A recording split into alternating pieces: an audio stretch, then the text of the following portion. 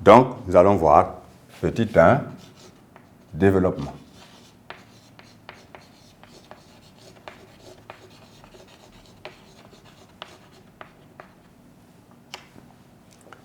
Mais avant d'aborder, n'est-ce pas, cette notion dans la pratique, il faut que vous sachiez exactement ce que c'est qu'un développement d'une expression. Parce que lorsque nous parlons de développement, cela veut dire qu'au départ, nous avons un produit, c'est-à-dire une multiplication, que nous allons transformer maintenant en une somme. Cette définition est importante. Il veut dire que ici, c'est la transformation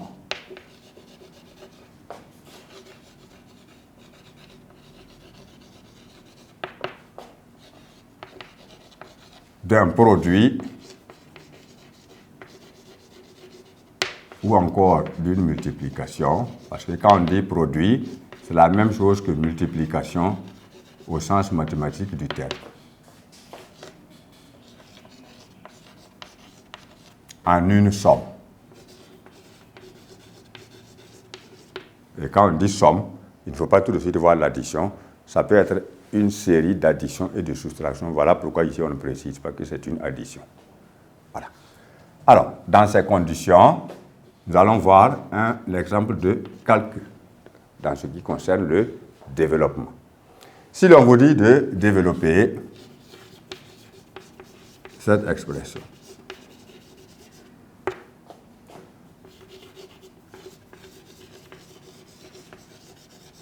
et de calculer si possible, parce qu'il faut savoir qu'il y a des cas où le calcul n'est pas possible à la suite du développement.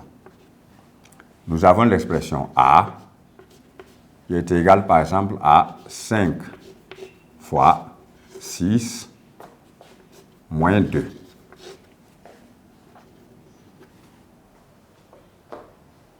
Nous allons donc effectuer et calculer si possible.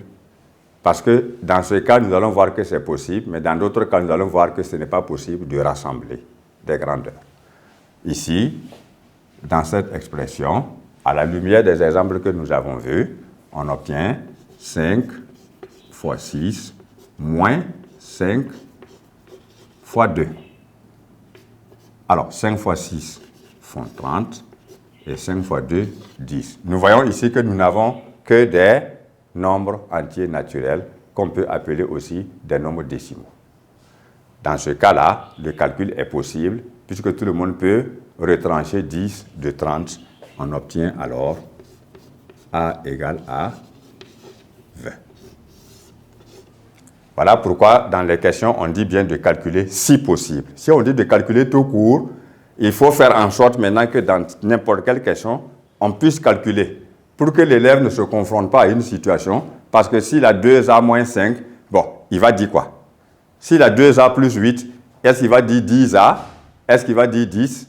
Donc, ici, il faut faire la nuance des choses en précisant de calculer si possible. Dans ce premier cas, le calcul est bien possible après le développement. Dans le deuxième cas, nous allons voir maintenant qu'on peut avoir un calcul à faire, un développement à faire où le calcul n'est pas possible. On vous dit par exemple ici 13 multiplié par A plus 8. Voilà. Alors, nous voulons développer cette expression B toujours par la forme que nous connaissons, 13 fois A plus 13 fois 8. Alors, le calcul est possible simplement au niveau de la multiplication dans chaque cas, parce que si on dit 13 fois A, ça veut dire simplement 13A.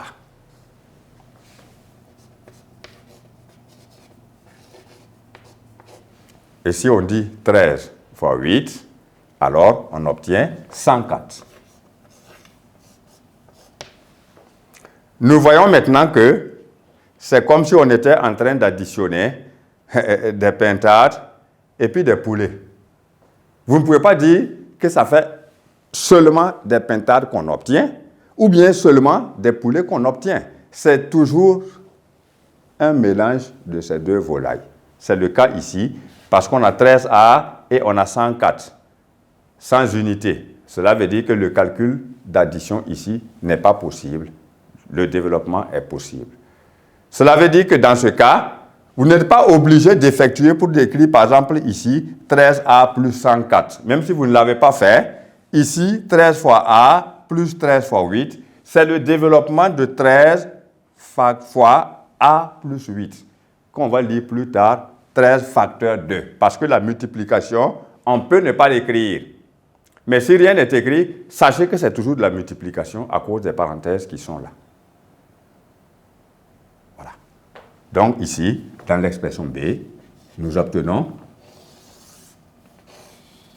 un résultat non calculable parce qu'on ne peut pas rassembler des grandeurs qui ne sont pas de même nature. C'est comme si on dit 13 filles plus 104 garçons.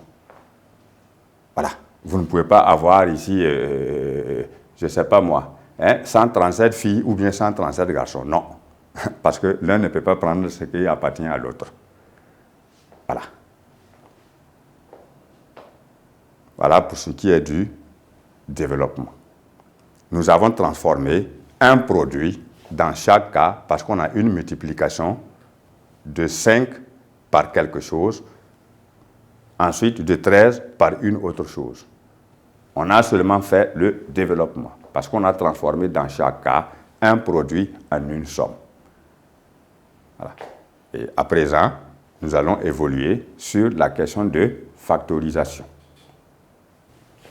Alors, en petit 1, nous abordons la notion de développement.